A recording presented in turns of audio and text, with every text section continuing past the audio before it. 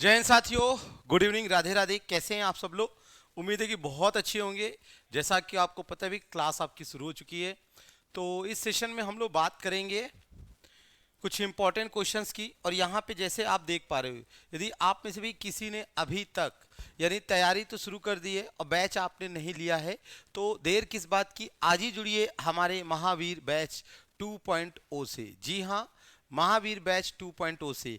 ये कंप्लीट जो है रिकॉर्डेड फॉर्म में है, कुछ क्लासेस आपको लाइव भी मिलेंगी। और अगर कोई समस्या आ रहा है तो 70 80 10 85 55 पे आप संपर्क कर सकते हैं। ठीक है, बिल्कुल।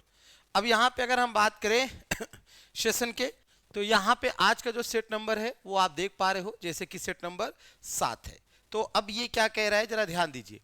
कह रहा है पहला क्वेश्चन आपकी स्क्रीन पर आ चुका है। भाई कितना प्यारा क्वेश्चन है, कितना आसान सा है। कभी कभी क्या है, ऐसे भी क्वेश्चन एग्जाम में पूछ ले जाते हैं और फिर आप सोचते हो कि भाई ये क्वेश्चन कहाँ से आ गया, तो आ कहाँ से गया, ऐसे क्वेश्चन आते हैं। भाई आगरा नगर की स्थापना की गई थी, तो बताइए भी आगरा नगर की स्थापना की गई थी, ये क्वेश्चन आपसे पूछा गया है। बहलोल लोदी है, फिरोज तुगलक है, या खिज्र खां है, या सिकंदर लोदी। तो अगर हम लोग यहाँ पे चर्चा करें, थोड़ा सा हैंग कर रहा बोर्ड, तो रुकेंगे 1 मिनट। इसके बाद जरा हम लोग देखेंगे देखिए, तो भाई देखिए, खिज्र खां जो है, इसके द्वारा जो है यानी कि सैयद वंश की स्थापना की गई थी। किसकी स्थापना की गई थी? सैयद वंश की। क्लियर है। बहलोल लोदी ने किस वंश की स्थापना की थी? तो लोदी वंश की थी। लोदी वंश की स्थापना। ठीक है। अब आप देख पा रहे हो कि भाई लोदी वंश हो गया, ये हो गया। अब आगरा शहर, ठीक है, लोदी वंश का ही बंदा क्या है आपका? सिकंदर लोदी। तो सिकंदर लोदी ने ही बिल्कुल ठीक जवाब आपने दिया है कि आगरा शहर। आगरा शहर बसाया था। ठीक है, कब बसाया? और बसाने के बाद इस आगरा शहर को इसने क्या बनाई? अपनी राजधानी। ठीक है, तो आगरा शहर की स्थापना की सिकंदर लोदी ने। कब किया? क्वेश्चन आता है आगरा। तो आगरा शहर की स्थापना कब हुई? तो यहां पे अगर हम बात करें तो आगरा वाज फॉर्म्ड, यानी कि कब हुआ? तो 1504 में। ठीक है, और इसे अपनी क्या बनाई? इसने राजधानी। अच्छा, दूसरी बात एक और पूछा जाता है कि जो सिकंदर लोदी है, किसी नाम से कविताएं करता था। सिकंदर लोदी किसी नाम से कविताएं करता था, तो पूछा जाता है किस नाम से कविताएं करता था। तो जो सिकंदर लोदी है, ध्यान दीजिएगा, गुलरुखी उपनाम से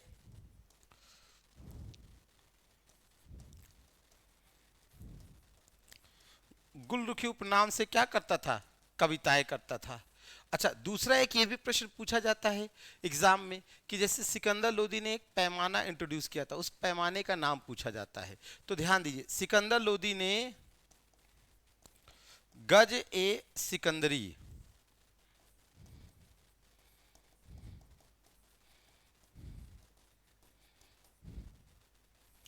गज ए सिकंदरी, भूमि पैमाना,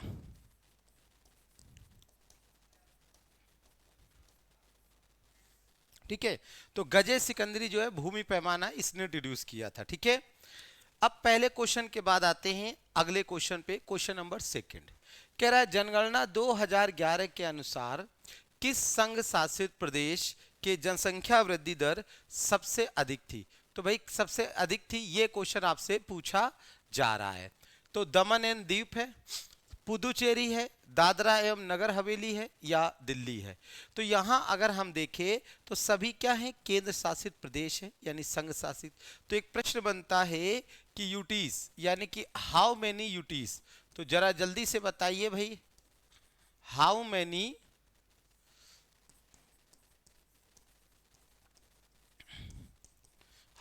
यूटीज, यानी कि केंद्र शासित प्रदेशों की संख्या कितनी है? तो भाई केंद्र शासित प्रदेशों की संख्या जो है वो आपकी कितनी है? तो 8 है। कितनी है? 8 है। अब प्रश्न बनता है 8 कौन कौन से हैं? तो जैसे 4 तो आपके सामने लिखे हैं भाई, दिल्ली हो गया, ठीक है, जम्मू कश्मीर हो गया, पुदुचेरी हो गया, दादर नगर हवेली एंड दमन दीप।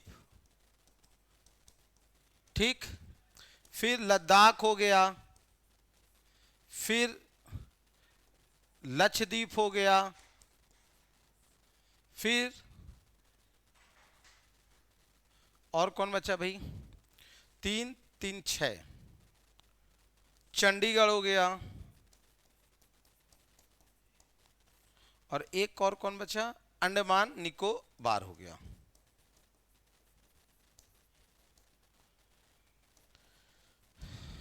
अंडमान निकोबार तो ये आपके हो गए 8, यानी कि हाउ मेनी है तो 8 आपके यूटीज। अब कह रहा है कि वृद्धि दर सबसे अधिक थी 2011 का डाटा। तो 2011 का डाटा के अनुसार चूंकि अब दोनों एक हो गया है, क्योंकि भाई 2026 के बाद से, यानी कि अगर हम बात करें तो 2026 में आपके यूटीज यानी कि संख्या 8 है, और दिए गए प्रश्न के अनुसार इसका सही आंसर जो होगा वो दादर एवं नगर हवेली हो जाएगा। आप कहोगे सर इसमें तो दमन द्वीप भी जुड़ जाएगा, बिल्कुल सही बात है, परंतु दमन द्वीप जो है ये 2011 में एक साथ नहीं था, एक साथ नहीं था, ठीक है। हाँ, क्वेश्चन नंबर 3 चलते हैं। भारत में पहली बार जनगणना कब हुई थी आपको बताना है।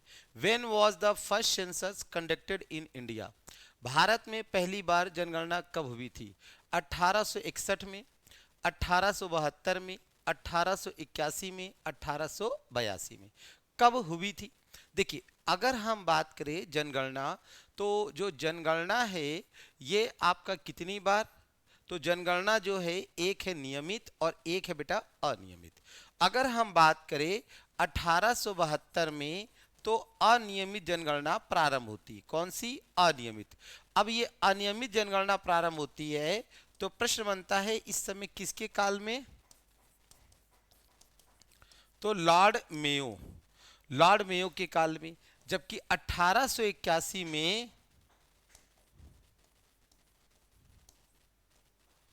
नियमित जनगणना होती है, कौन सी, नियमित जनगणना होती है किसके काल में,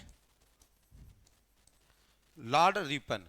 तो लॉर्ड रिपन के काल में। अब कह रहा है कि भारत में पहली बार जनगणना, अब चूंकि ना तो नियमित दे रखा है ना तो अनियमित दे रखा है, अगर मान लीजिए कोई दिया होता तो समझ में आता, लेकिन प्रश्न में कुछ दिया ही नहीं है, ना तो नियमित है ना तो अनियमित है।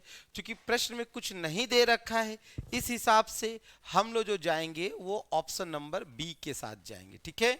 हाँ, इस हिसाब से अगर आप देखोगे तो आगे काउंट करोगे तो यही क्वेश्चन आपका एग्जाम में भी पूछा जाता है।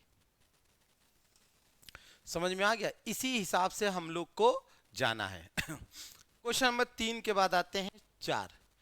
कह रहा है सुमेलित कीजिए, भाई सुमेलित कीजिए, आपसे कह रहा है स्थान है और कौन सी वनस्पतियां पाई जाती हैं।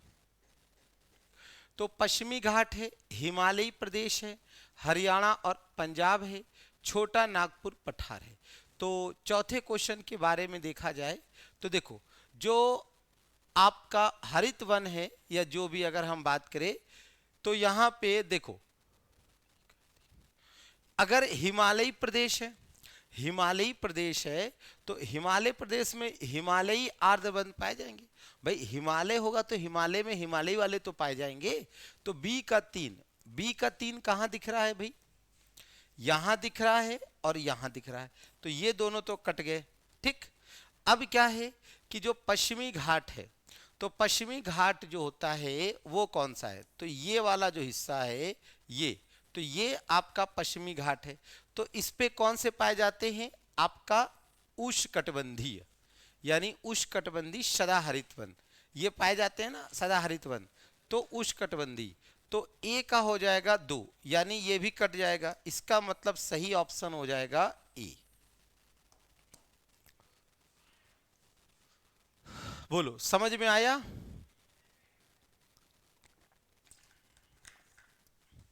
क्वेश्चन नंबर नेक्स्ट देखते हैं 5वां।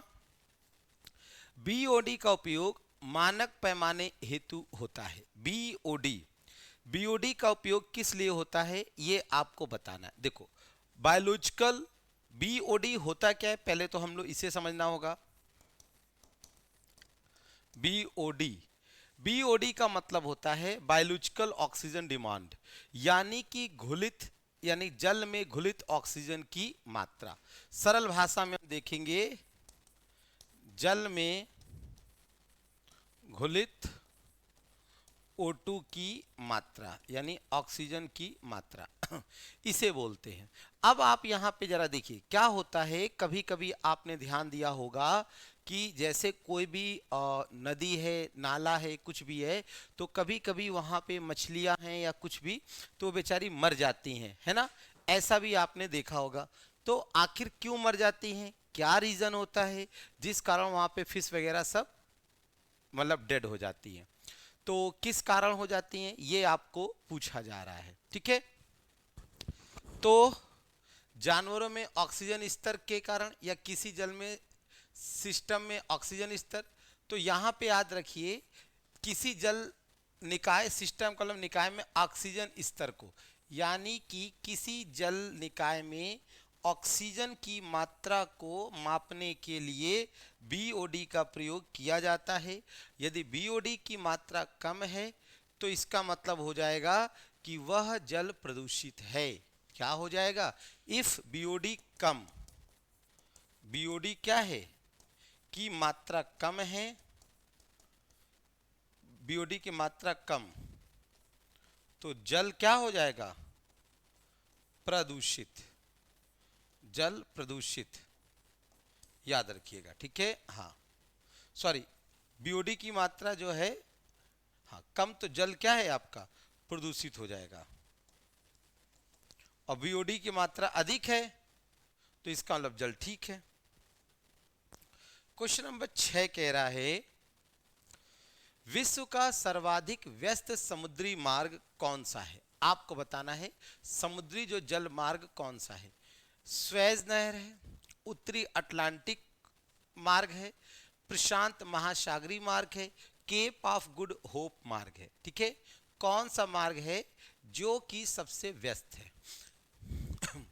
यहां पे अगर हम बात करें, स्वेज नहर है, उत्तरी अटलांटिक है, प्रशांत महासागरीय है, या केप ऑफ गुड होप है। तो देखो क्वेश्चन नंबर जो 6 का आंसर अगर हम कहें तो वैसे अगर देखेंगे तो आपको लगेगा स्वेज नहर, पर स्वेज नहीं। कभी कभी पूछ लिया जाता है स्वेज नहर जो है किसे किसे कनेक्ट करती है, ठीक है, किसे किसे कनेक्ट करती है। तो स्वेज नहर लाल सागर और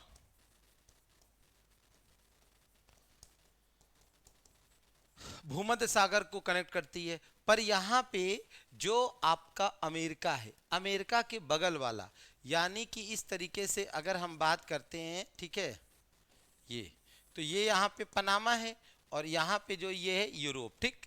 तो ये वाला जो एरिया दिखता है, ये वाला, ठीक, ये वाला, तो इसी को बोला जाता है उत्तरी अटलांटिक, क्योंकि ये पूरा अटलांटिक है और ऊपर वाला भाई ये पूरा क्या है, अटलांटिक महासागर है। तो ये हो जाएगा नॉर्थ और नीचे क्या हो जाएगा, साउथ, और ये पूरा क्या है, अटलांटिक। भाई ये अटलांटिक, क्योंकि नीचे क्या है आपका अफ्रीका, तो इसका आंसर क्या हो जाएगा, उत्तरी अटलांटिक मार्ग।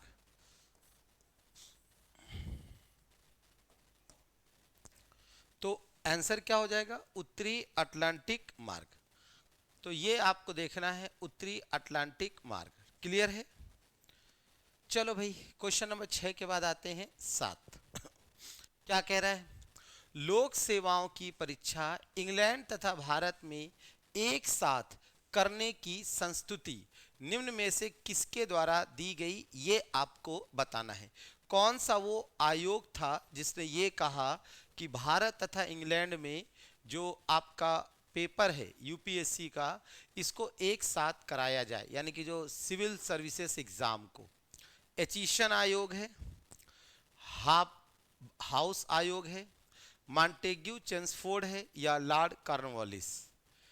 एक साथ देखो, एचिशन आयोग ने कहा था अलग अलग कराने के लिए, एचिशन आयोग ने कहा था अलग अलग कराने के लिए, इनका कहना था कि अलग अलग कराने के लिए, अलग अलग कराने के लिए।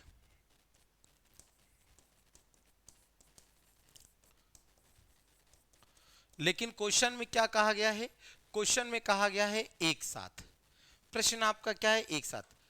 यदि आप यहां पे पहली बार ध्यान दीजिएगा, यदि पहली बार आप देख रहे हैं एसएससी मेकर को, तो तुरंत ही क्या कर लीजिए, हाँ, चैनल को सब्सक्राइब करिए, क्लास को लाइक और शेयर कर दीजिए, ठीक है। हाँ, तो ये भी आपको जरा ध्यान देना है, ठीक है, बिल्कुल।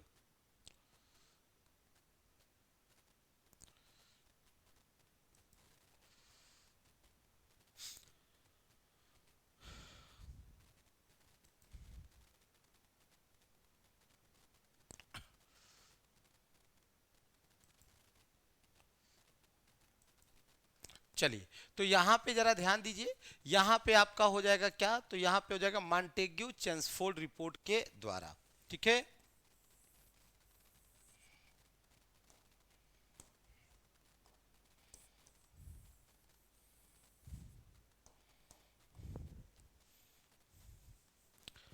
प्रश्न नंबर 8, वीडी सावरकर द्वारा स्थापित गुप्त संगठन का नाम क्या था। क्वेश्चन पूछा जा रहा है, वीडी सावरकर द्वारा स्थापित गुप्त संगठन का नाम क्या था। युगांतर था, अनुशीलन समिति था, हिंदुस्तान रिपब्लिकन एसोसिएशन था, या अभिनव भारत था। तो भाई क्या था, देखो, जो गुप्त संगठन था उसका नाम पहले इन्होंने मित्र मेला रखा था। क्या नाम था, मित्र मेला। और यही मित्र मेला आगे चलकर एक नए नाम में चेंज हो जाता है, ठीक है। और वो नया नाम क्या हो जाता है भी, तो नया नाम आप देख पा रहे हो, तो यहां पर लिखा हुआ है अभिनव भारत। क्या लिखा है, अभिनव भारत। अच्छा, दूसरा यहां पे लिखा है HRA, Hindustan Republican association. Kanpur में इसकी स्थापना होती है 1924। इसके बाद इसी का ही अपग्रेडेड फॉर्म होता है, वो होता है HSRA, Hindustan socialist Republican association. ये 1928 में फिरोज शाह कोटला, फिरोज शाह कोटला, ये फिरोज शाह कोटला वही है दिल्ली वाला, ठीक है। हाँ, जो आज की डेट में अरुण जेटली स्टेडियम है, इस स्टेडियम का जो नया नाम है, न्यू नेम क्या है,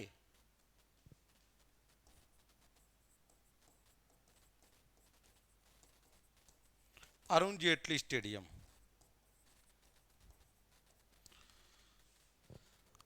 चलो, क्वेश्चन नंबर 9 है, क्या कह रहे हैं 9, सुभाष चंद्र बोस ने स्वतंत्र भारत की अंतरिम सरकार की स्थापना की घोषणा की।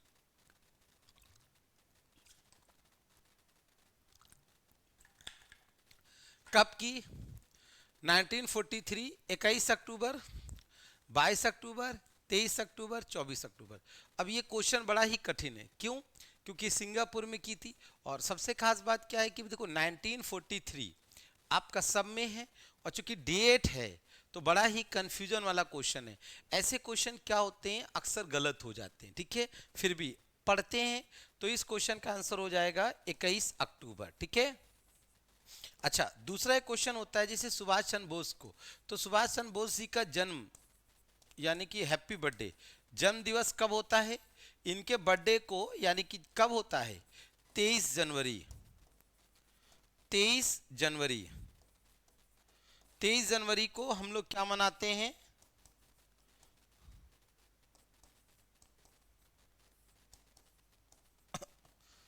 23 जनवरी को हम लोग पराक्रम दिवस मनाते हैं। क्या मनाते हैं, तो पराक्रम दिवस मनाते हैं 23 जनवरी को, ठीक है। क्वेश्चन नंबर नेक्स्ट है, 9 के बाद आता है 10। 10वां क्वेश्चन क्या है, इनमें से किसे शाहजहां ने शाह बुलंद इकबाल की पदवी दी थी। तो किसे दी थी आपको बताना है भाई, दारा शिको है, शाह सुजा है, औरंगजेब है, या मुराद बख्श है।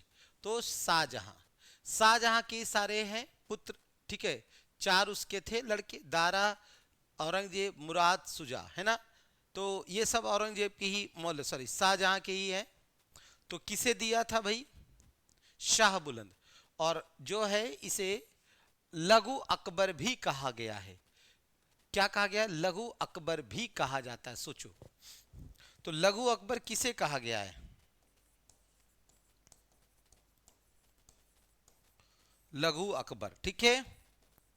दारा सिकू, इसके द्वारा मजम उल बहरीन, कौन सी, मजम उल बहरीन भी इसके द्वारा रचना की गई है। यह एक आध्यात्मिक व्यक्ति था, कैसा था, आध्यात्मिक, आध्यात्मिक था, ठीक है, याद रखिएगा। क्वेश्चन नंबर 11, पंकज आडवाणी किस खेल से जुड़े हुए हैं। आपको बताना है पंकज आडवाणी किस खेल से जुड़े हैं। स्नूकर है, गोल्फ है, शूटिंग है या तीरंदाजी। तीरंदाजी है, तीरंदाजी होना चाहिए।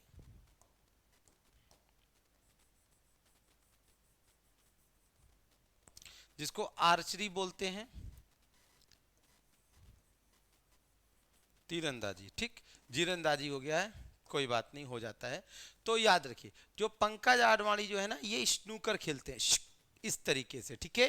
हाँ, तो यह स्नूकर खेलते हैं, क्या खेलते हैं भाई, स्नूकर, याद रखिएगा। तो यह स्नूकर खेलते हैं, याद रखेंगे। क्वेश्चन नेक्स्ट है, लोसांग उत्सव जो मनाया जाता है, लोसांग, लोसांग उत्सव कहाँ मनाया जाता है, आपसे पूछा जा रहा है। तिब्बत में है, अरुणाचल प्रदेश में, सिक्किम में या केरल में, कहाँ मनाया जाता है, आपको बताना है लोसांग उत्सव। तो कहाँ मनाया जाता है, देखो अगर हम बात करें केरल, केरल के सीएम कौन है, पिनाराई विजयन है। सिक्किम के हैं प्रेम सिंह तमांग, और अरुणाचल प्रदेश के हैं पेमा खाडू, कौन है भाई, पेमा खाडू। और यहां पे आंसर जो हो जाएगा वो होगा सिक्किम, क्या हो जाएगा भाई, Sikkim. Sikkim is the right option, Sikkim, ठीक है, हाँ सिक्किम। आकाश नीला दिखाई पड़ता है भाई, आकाश नीला क्यों दिखाई पड़ता है, क्या कारण है, आपको बताना है भाई। नीले प्रकाश का प्रकीर्णन सबसे अधिक होता है, लाल प्रकाश का प्रकीर्णन सबसे अधिक होता है, या नीले प्रकाश के वातावरण में अवशोषण सबसे आपका कम होता है या अधिक होता है, आप बताइए भाई। देखिए आप में से जो पहली बार आया है एसएससी बेकर पे, वो चैनल को क्या कर लेगा, सब्सक्राइब कर लेगा, क्लास को लाइक शेयर जरूर करेगा, ठीक है। तो इस क्वेश्चन का आंसर क्या होगा भी, तो इसका आंसर हो जाएगा आपका स्कैटरिंग, याद रखिएगा। अगर वैसे कहें तो प्रकीर्णन, यानी कि प्रकीर्णन के गुण के कारण, याद रखिए प्रकीर्णन का गुण होता है स्कैटरिंग का गुण, इसके कारण आपको आकाश नीला दिखाई देता है।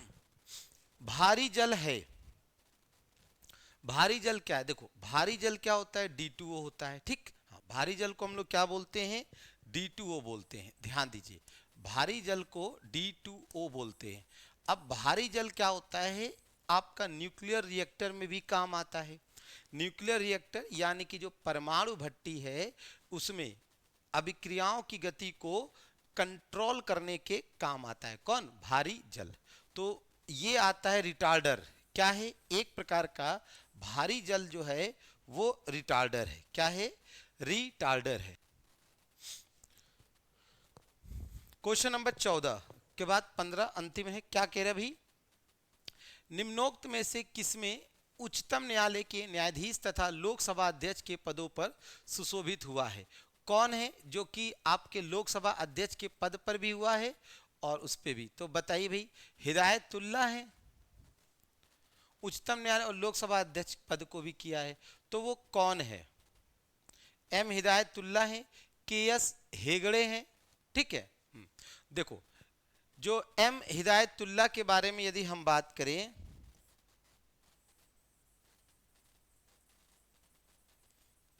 ठीक, एम हिदायतुल्ला,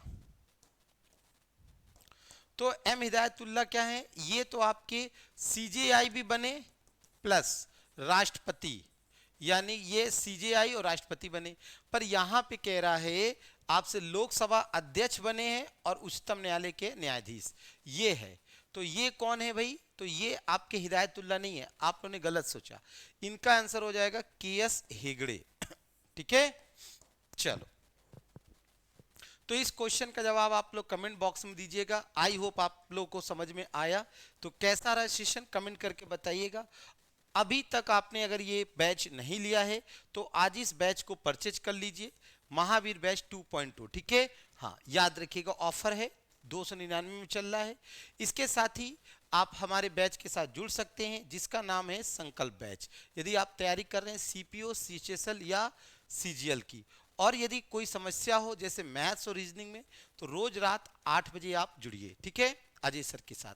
और किसी भी समस्या के लिए दिए गए नंबर पे भी आप संपर्क कर सकते हैं। तो आज के लिए बस इतना ही, हमें दीजिए इजाजत।